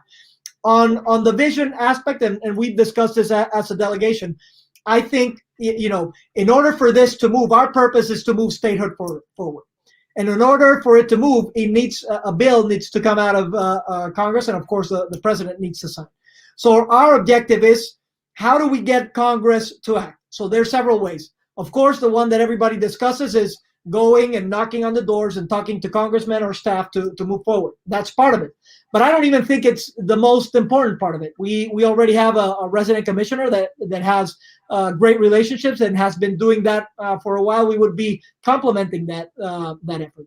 I think we need to create external forces to create pressure on Congress. And let me explain what those actions are. Number one, messaging and media. I think it is important that the message that has percolated elsewhere of equality, of voting rights, of discrimination because of race and so forth, gets connected to the issue of Puerto Rico. So we need to move steadfast in the efforts to get media outlets to recognize this and to talk about this. The messaging component of it is important, whether it's town halls like this or using social media to get the message out and connect with others. A second point of pressure that's very important is the communities, right? Short term, the Puerto Rican communities that can alter congressional results. But longer term, which I think is very important, all Latino communities, because I think this is a broader Latino community. And lastly, all communities that would be supportive of equality and would like a more open United States. A third point of pressure is non-for-profit organizations or special interest groups. We need to recognize that these groups have a special, that congressmen listen to these groups. For example, just a few years ago, we were able to secure the support of the NAACP for statehood. And this was very instrumental to getting people that have been supportive of that institution in the past to, instead of staying sort of in the middle ground away from the fray, to jump into the fray and say, we need statehood for Puerto Rico. And then the last bucket that I would say is very important. It's every forum that's available and academia. If we have all of those things, I think our job is to create those pressure points outside and inside of Congress so that we can have a deliverable, which is a process to achieve statehood, and by that, of course, the equality for all of the people in Puerto Rico. Okay, those are great ways that we can interact with Congress and push the issue forward. I would also like to add to everybody that is listening to call their congressman and to organize and to push their issue at the local district level in the states. All politics are local, and we need to keep the issue alive in New York, in Tampa, in Miami, in Orlando, and everywhere that a Puerto Rican lives that cares about this issue. Y lo voy a decir en español también para todos aquellos que todavía no entienden el inglés, o para que lo entiendan un poquito mejor. La política es local. A todos aquellos que nos están escuchando en vivo, les recomiendo que hablen con sus representantes, que hablen con sus senadores y que apoyen y que busquen que ellos apoyen los proyectos que están a favor de la estadidad en el Congreso. Ya el pueblo de Puerto Rico hizo su responsabilidad para votar por la estadidad. Ahora nos toca a nosotros en Florida, en Maryland, en Pensilvania, en New York y en Texas para mover el tema en el Congreso. Also, we're going to move forward to talk about the delegation.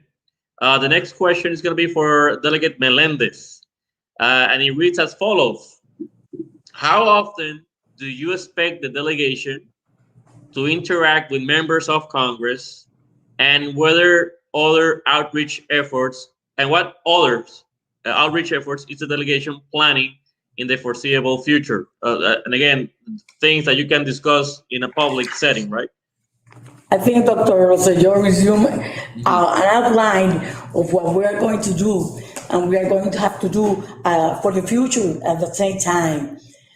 We have been, first of all, the importance of this is that we have been elected by our people in Puerto Rico. We have been elected.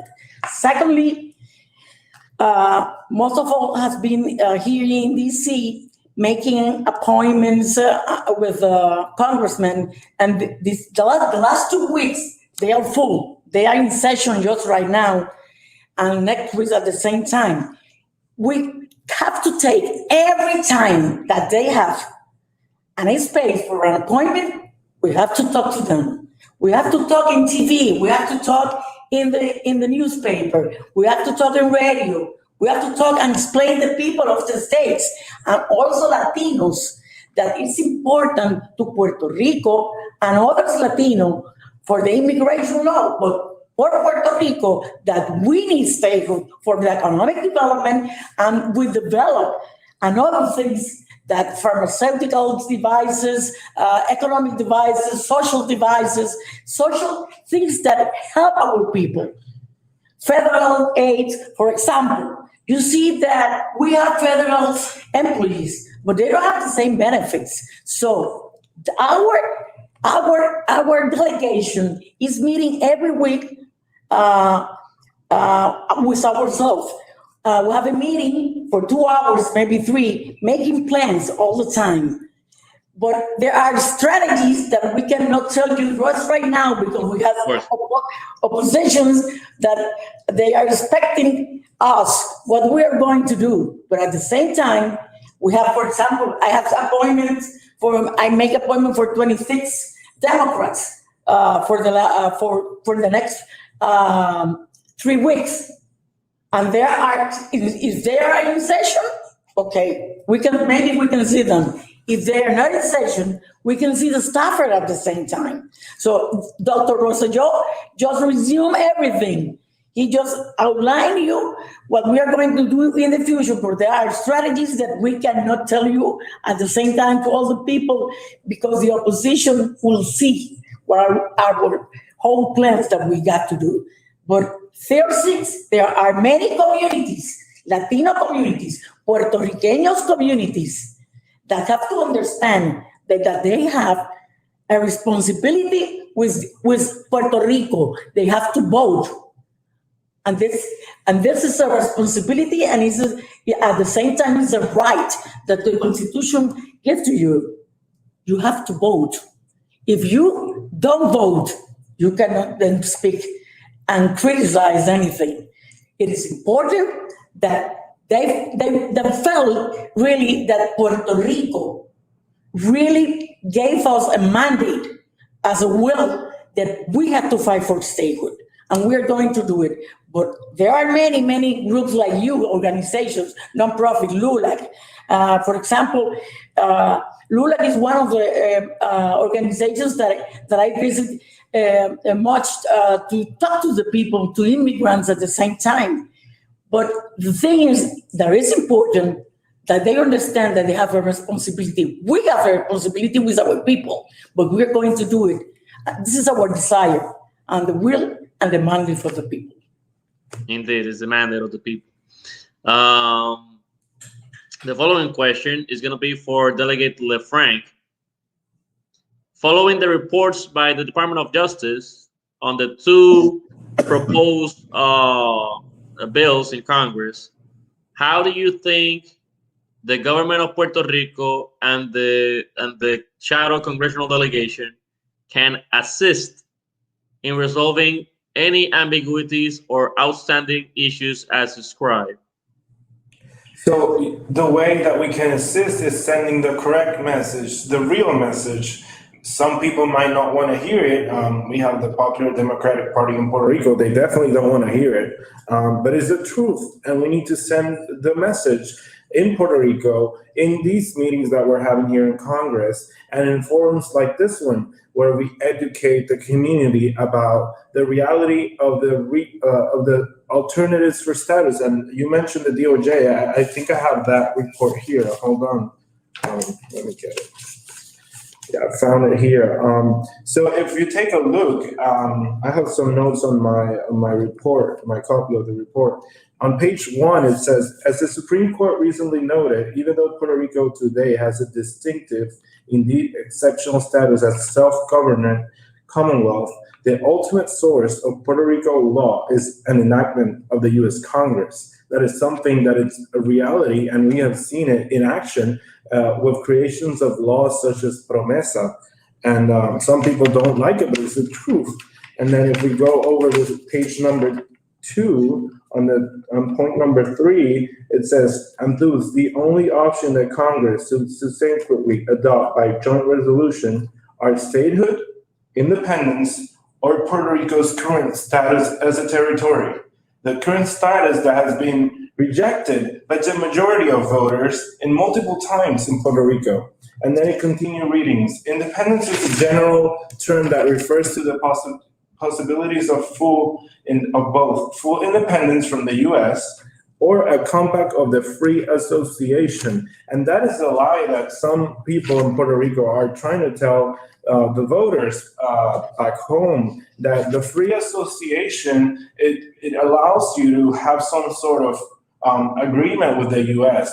You can have agreements with the U.S., but they do not include American citizenship, and they're definitely not a bilateral pact. It is a form of independence. And then the last thing I would like to point out, on page 4, it says Congress not being able to bind future Congresses would also apply to any compact or free association entered into with Puerto Rico.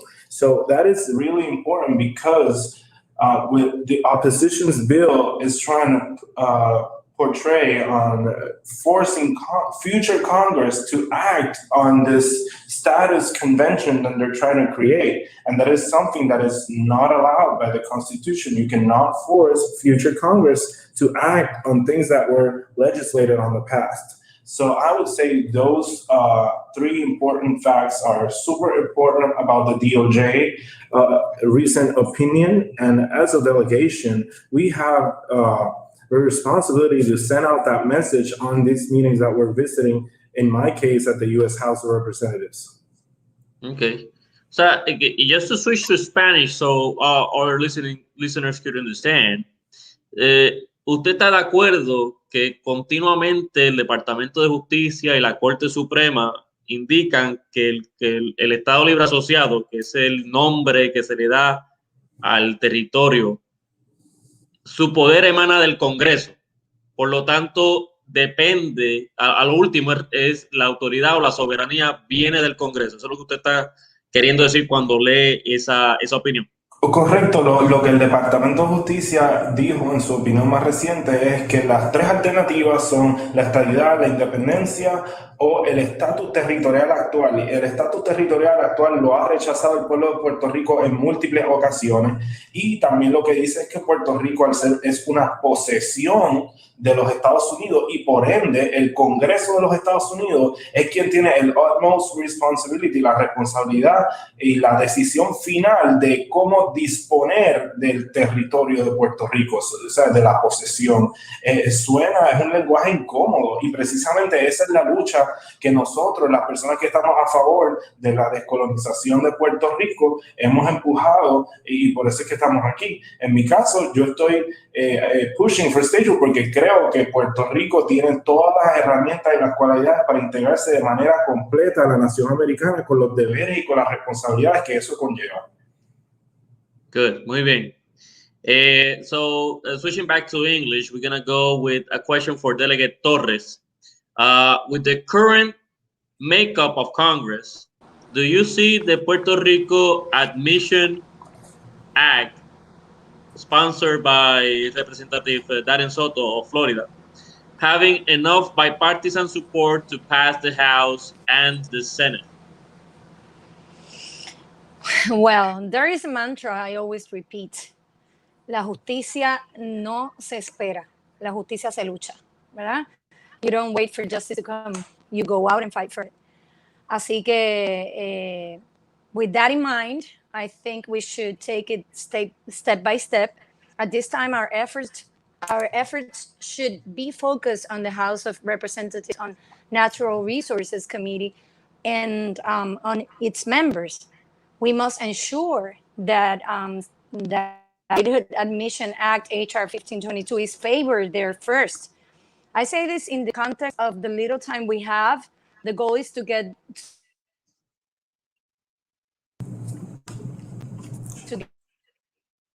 approved here. Elizabeth, are you there? We can hear you.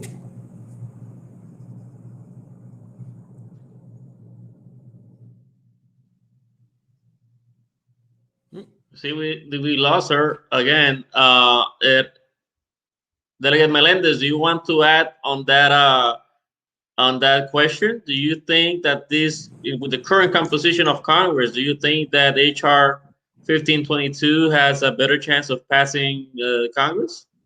Well, I will say that the House of Representatives just right now have about I think 71 supporters in 1522, and the other one, the opposite self-determination process, has about 76. We're doing our job, talking to people, talking to staffers, talking to congressmen at the same time, talking to the whole committee of natural resources. So it is important that the House can hear us, and I suppose, and our desire is that it's passed in the House of Representatives, that bill got passed in the House, the Admission Act, and then we can get it into the Congress, so we can get a publicized them, and we will get our future, what we want, statehood. But we have to work it.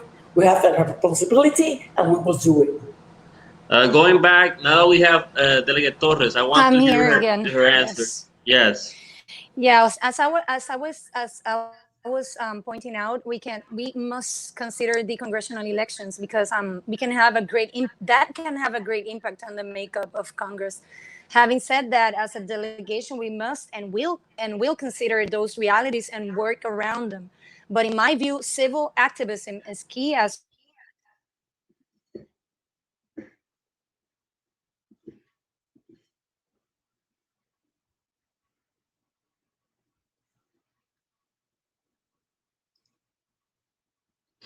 Oh, we seem to have trouble with her connection, and she usually has very good answers. I'm sorry to move on. Let me see if she could connect back.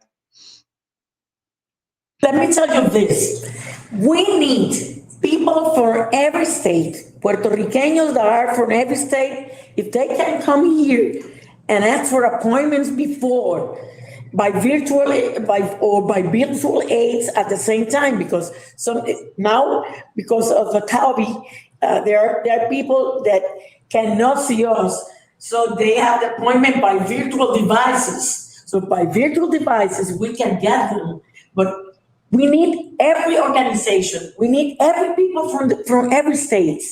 The same people from Puerto Rico, representatives, senators, mayors, people who live really and have the necessity, and we can help them to come here and let here. You know, when one Democrat just told me one time, and a Republican at the same time, you have to come more to Congress. You have to explain us why Puerto Rico is still in territorial status.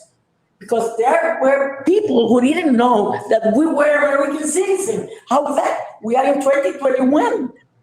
Mm-hmm. That was 3 years ago. They told me, both of them told me. So it is necessary that we need everyone to get interested in this will, and that we are fighting for more than 124 years. Yeah, I could say that the last effort that I've seen that is similar to the ones that you're proposing were 2012, 2014, when I saw Boricua Ahora Es and Generation 51 coming groups of almost 200 advocates. They were regular people advocating for statehood and self-determination in Congress. So you actually saw it. You see that it's something that can be done. It has been done before. We could do it again. Delegate Elizabeth, Torres? Are you I'm here? here again. This has been a mission. This is my second mission to talk to you.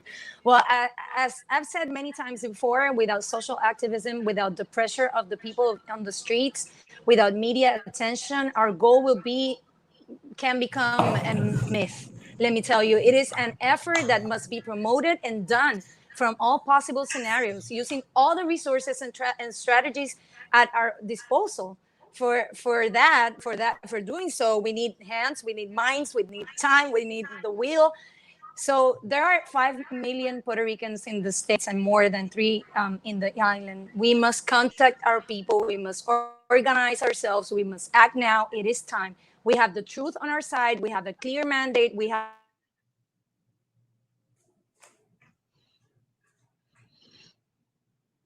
all.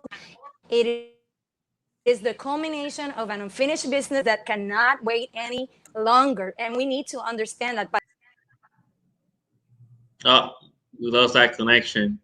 I'm sorry for everybody that we're having a bad connection, but it's the electronic or the virtual town hall has sometimes technical difficulties. We're gonna move on to questions from the public. We have the first question to Delegate Rosselló, and is from Ronnie Calderon, and he's a Puerto Rican currently living in Arlington, Texas. And the question is, here in Texas, one of the main social issues affecting the Latino community is immigration. And often you don't see Puerto Ricans supporting those causes. Do you believe that Puerto Rico potentially becoming the first Hispanic state needs to have the support of the greater Latino community in order to push for statehood? And how can we achieve that connection between us as Puerto Ricans and the greater Latino community? Yeah, so thank you for the question, Ronnie. It's a very good one. As a matter of fact, the short answer is yes. The longer answer, I'm going to take it back to about 2015. I gave a keynote speak to the LULAC convention. The title of the speech was Puerto Rico, the first Latino state, right? And what I wanted to get in that conversation were a few things regarding the question that you're asking here today. Number one, I wanted us to get out of this bubble that we tend to be between what we think are important issues. Break free from those and see how, if we work together, there's going to be synergies for all of these topics. And in the case of Puerto Rico, of course, I wanted to highlight the reality that if and when Puerto Rico becomes a state, it'll be a Hispanic, it'll be a Latino state, which means all Latinos across the nation are going to have 2 senators. They're going to have 4 to 5 House representatives that are not only going to be dealing with issues regarding Puerto Rico, but rather all issues that are important to all Latinos. And on the vision aspect of this, what I was saying is, imagine the strong message that we send to the world and to ourselves about who we are and what it means to be an American, that we are incorporating a state that is essentially 100% Hispanic. So I agree there are these divisions, but this is why, Ronnie, in my view, statehood is a fundamental question of not only Puerto Ricans, but of the United States and of this generation's establishing what we want to be and what we don't want to be. What is the fabric of our nation? What is the future DNA? What does it say to us and to the world about what we are? Do we want to be isolationists and just stop where the United States is? Or do we want to be inclusive and open? Do we want to be homogeneous? Or do we want to be diverse? Do we want to cherish the core beliefs of equality that we so very much speak about? But on the south side on this island, all of those rights and all of those concepts are being destroyed. So I think that the statehood question is a fundamental question for all Americans, and it's a huge opportunity for all Hispanics and Latino, so that we can start pushing other agendas that are important for me. Immigration is important for me. Better healthcare and better education is important for me. The oversized poverty rates for Latinos vis-a-vis other minorities or other groups is important for me. So I think that we can do this binding together, and I certainly think that in order to be effective, we need to rally the whole of the Latino community in the United States. Okay, so the following question is kind of a tricky one, and I want to first ask the Delegate Torres. I understand, Delegate Torres, I understand that you are. It's kind of a tricky one. We think we lost her again. All right. So we could move the question to another in another way. Delegate Melendez, I understand you are a Democratic committee woman, right? Yes, National Committee Woman for the Democratic Party in Puerto Rico. In Puerto Rico. And I understand that Delegate Lefranc Fortuño represents the Republican Party, or is a member of the Republican Party, right? And the resident commissioner is a Republican also. That is correct, yes. Right. So now, and you're in the same room. So this is the following question for both of you guys. If Puerto Rico were to become a state, do you think that it will be a Democratic or Republican state or a swing state? I'm gonna leave it to I'm gonna leave the first answer to the mayor. Go ahead. Well, let me tell you that it so depends. It is not Republican, it is not Democratic. It's just will depends, because there are persons that believe in statehood, and I am a Democrat. Dr. Rosselló is a Democrat, and he believes in statehood. And we have in our delegation 3 persons that are Democrat, 2 persons are Republicans, and 1 who is independent but believe in statehood.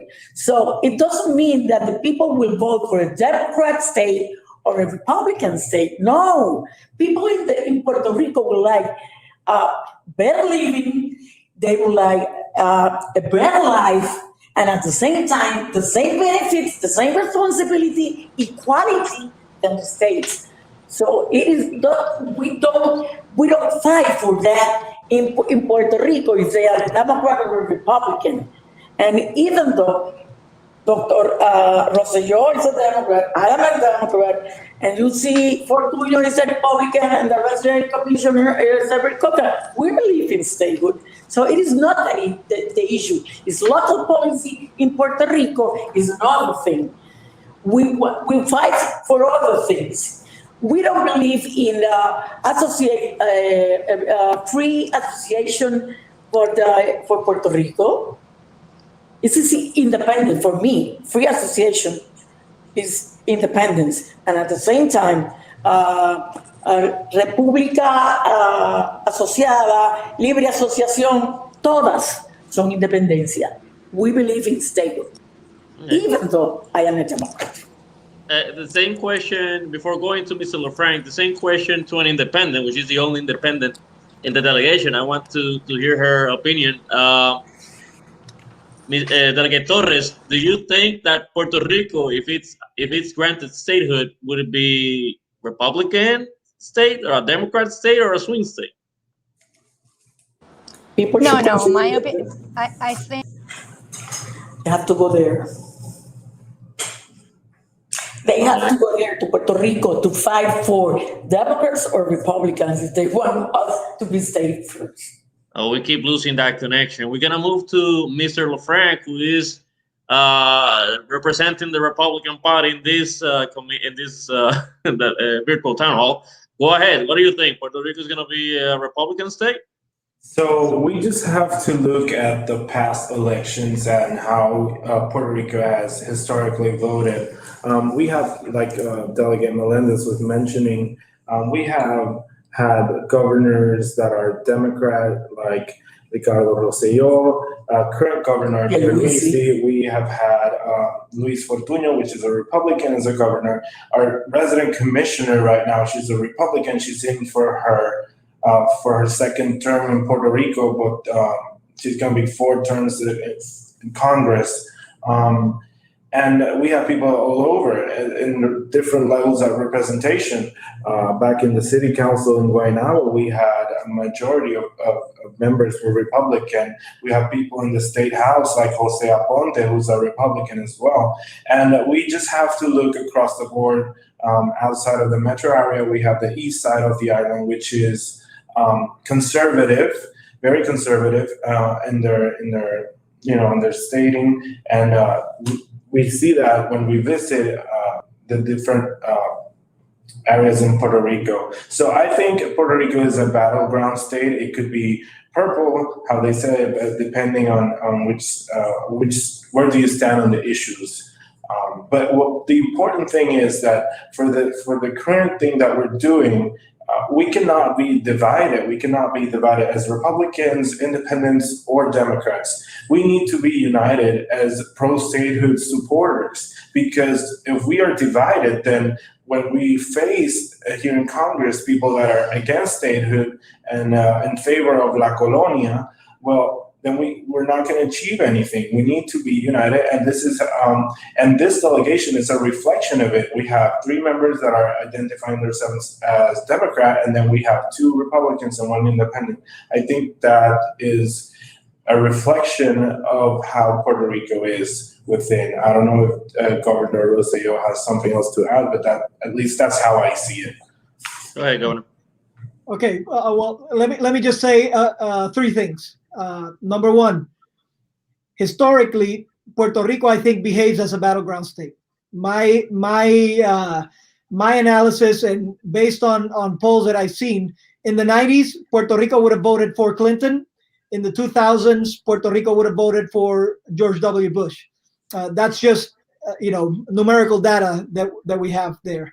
Number 2, I think that the people of Puerto Rico are going to be grateful to the party that supports statehood in the short term. So it is my view that, let's say, if it's the Democrats, that people in gratitude, at least in the short term, are going to support that party. And by the same token, if it's the Republican Party, then they're going to tend to vote Republican just because of the same thing. Look, I had an opportunity to sit down with the president one time on national TV. He was asking questions, who had questions, so I asked about this. And we discussed that I thought it was a battleground state. But the last point that I will caution to everybody that's listening, the one that seems to point out that this argument of the political basis of avoiding Puerto Rico to become a state from some Republicans or some Democrats is just plain dumb and inconsistent with history. And the best scenario, the best case is, what the last 2 states that came into the nation was Hawaii and it was Alaska. When they came in as a couple, the idea was that Hawaii was going to be a Republican state and Alaska was going to be a Democratic state. right. And now, fast forward into the future, you cannot find a more Republican state than Alaska, and you cannot find a more Democratic state than Hawaii. So really, this is all quasi-intelligent guesswork. But in reality, my assessment would be to tell the people to just do it because it's right, because it's the best thing for the nation. And then, as as Mayor Melendez said, then you have to come to the island and earn it. And that's how Puerto Rico will be defined in the future. I agree with Nathaniel, I would like to just please comment on that. Please go ahead. Yo solamente quiero decir algo importante para la gente que nos escucha, porque ahorita se me cortó y después de esto verdaderamente me voy a tener que desconectar porque no tengo conexión en ninguna de los 3 artefactos que tengo aquí. Así que para los puertorriqueños que están escuchando esto, mi solicitud encarecida, porque el español es el idioma común entre todos nosotros, es que se activen, ¿verdad? Que hagan el esfuerzo localmente en sus días ante una elección congresional en el 2022.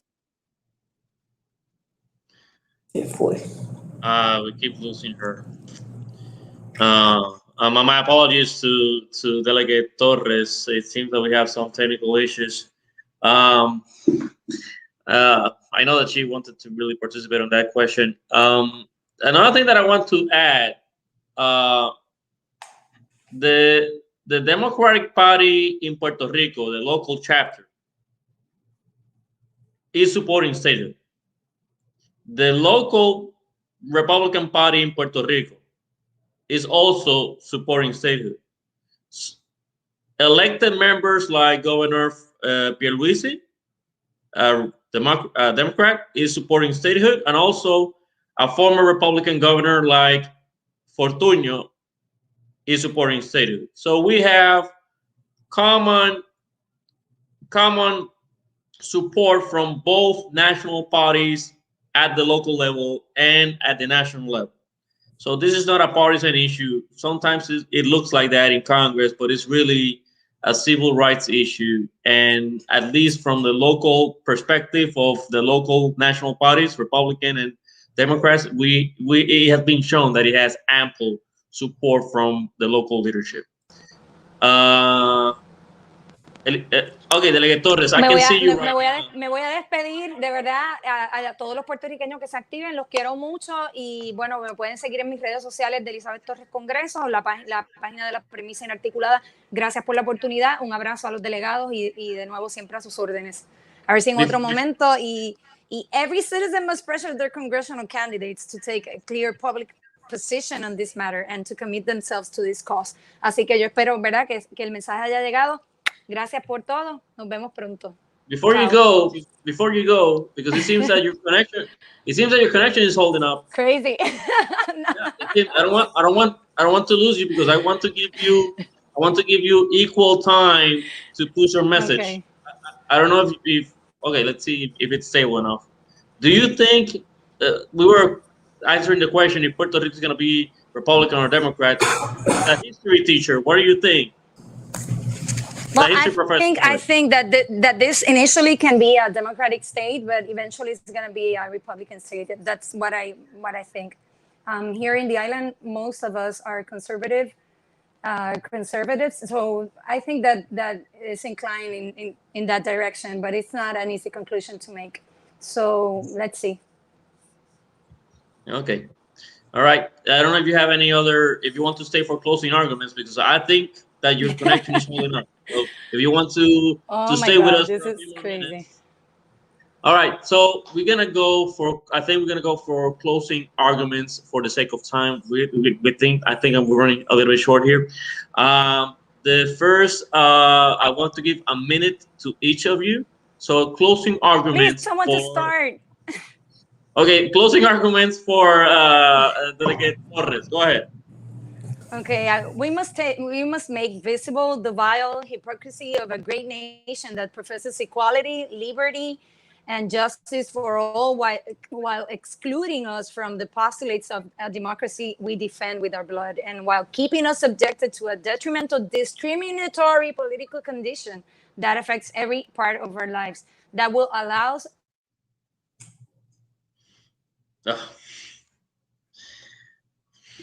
Apologies. I thought it was holding up, but the connection, we lost that connection. We're gonna move to closing arguments. Mr. LaFranc, do you have closing arguments for the town hall?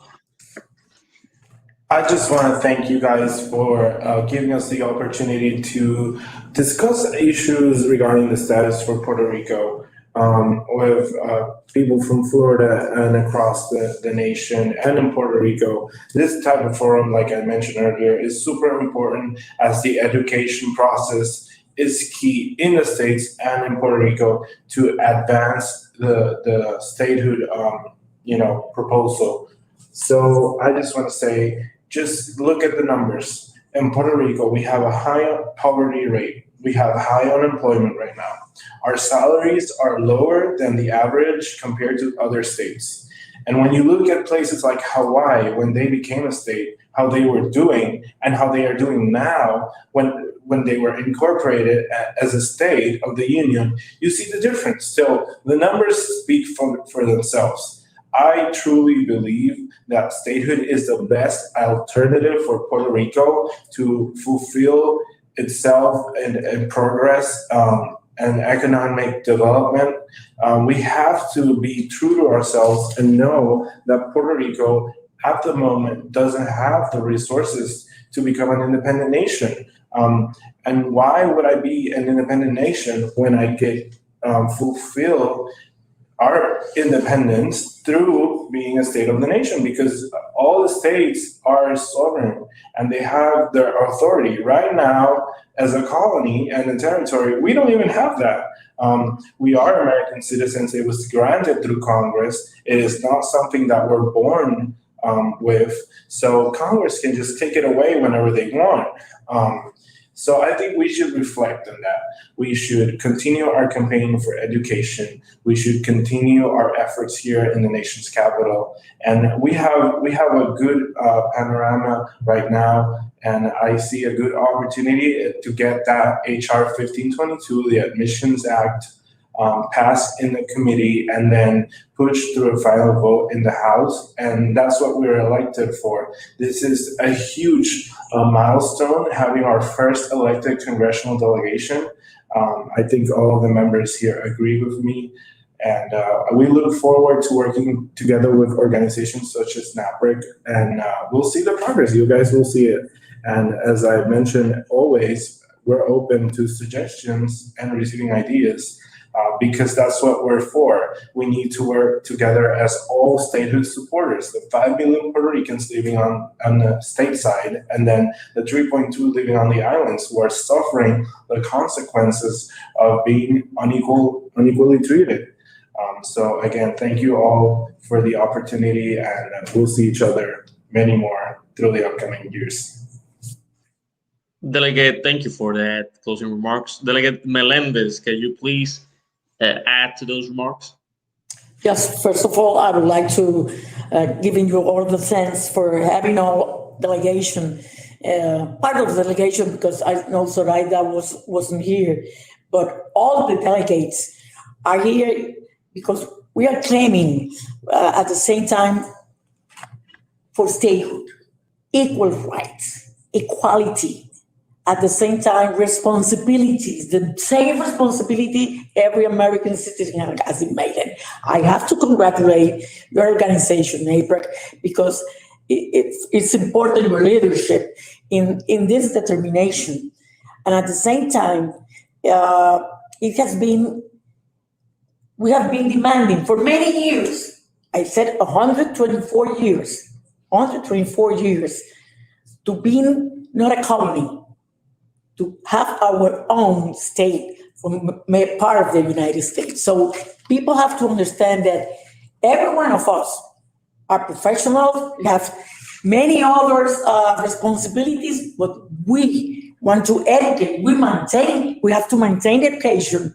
At the same time, we have to consider that in my lifelong commitment to the principle of our people, we have, like other good people, of different generations, we have in this delegation different generations, and we are going here to put our experience, our efforts to get the Admission Act, and at the same time educate our people about the right to vote.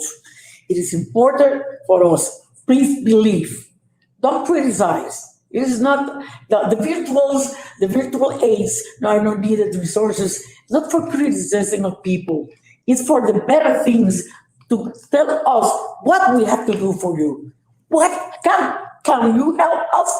Tell us by virtual aids at the same time. Thank you very much. And my fellow members of the delegation, see you next week. Governor Rosselló, do you have your closing arguments? We don't hear you. We don't hear you. Well, first and foremost, my thanks to NAPREC for doing this. This is the type of effort that needs to be done everywhere to provide spaces and platforms to discuss. But secondly, my conversation is not only my closing remarks, not only to Puerto Ricans, not only to Latinos, but to all the Americans that are watching.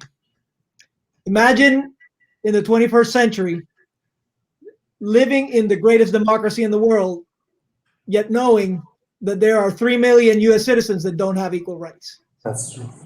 Imagine that there exists a place where those citizens don't have the right to vote. They don't get equal treatment on a bunch of different programs. They get disregarded, yet they are the first in line when it's time to fight for our freedoms and our liberty. You don't have to imagine a lot, because that is happening right now.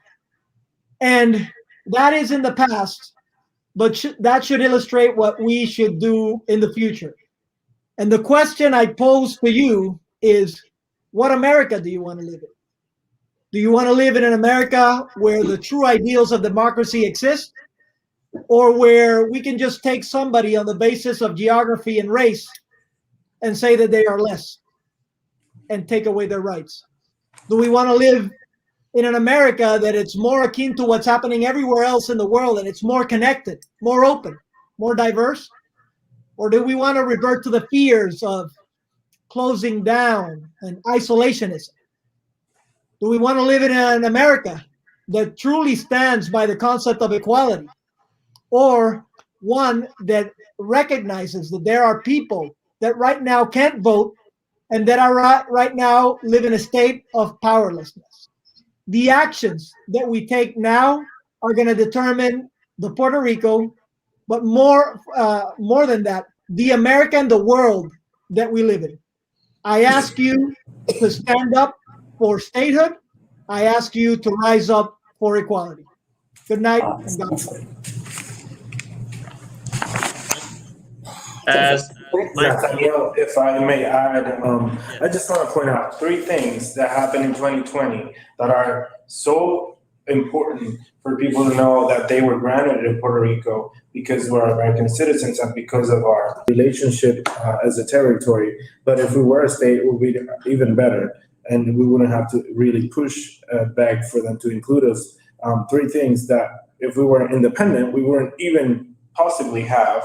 And they're the pandemic unemployment assistance, more known as el PUA, the PPP programs that help small businesses in Puerto Rico overcome the pandemic at the worst moment in time, and the vaccines. We have to be realistic. We still have countries that are independent that haven't had the access that we have been grateful to have in Puerto Rico. So 3 things in 2020 that we're blessed to have in Puerto Rico, and it's thanks to the U.S. So if that doesn't have any value, I don't know what will. Step for step. As for my closing arguments, I want to leave the audience with some questions. First of all, haven't the American citizens of Puerto Rico, and for that matter, the other citizens of the other territories, earned a seat at the table, not only to be represented by peers of their choosing in Congress, but to have the vote for their commander-in-chief that at any moment can decide to send their sons and daughters into harm's way? Shouldn't we, as Americans, honor the sacrifices of our fellow country members in Puerto Rico, which only mistake was to be born and raised in the zip codes that belong to but are not officially part of the United States? Is this the way that the greatest democracy in the world honors our heroes? We have to remember that those Puerto Rican soldiers were service members that fought, bled, and died in order to defend the democracy that we hold dear to us. People that were drafted during the First, Second World War, Puerto Rican units that were sent to Korea, individual draftees that were sent to Vietnam, and other members that volunteered to serve, even knowing that they didn't have representation in Congress, and volunteered to fight in the Gulf War and after 9/11. Puerto Rico chose statehood. It is an undeniable fact. Opposing its result due to an obscure partisan reasons only underscore the continued discrimination against Puerto Rico and its colonial nature. Everybody in the United States, every Puerto Rican in the United States, must support Puerto Rico's self-determination that was expressed last November. We must petition our Congress to our congressmen, our Congress representation, to push for Puerto Rican statehood, to push for HR 1522, and to finally correct this imperfection in the fabric of the Union. NAPREC would like to express their gratitude to the Congressional Delegation of Puerto Rico for their participation, and to each one of the audience members that presented their questions and is following us right now. I want to thank all the members of the board for their hard work, and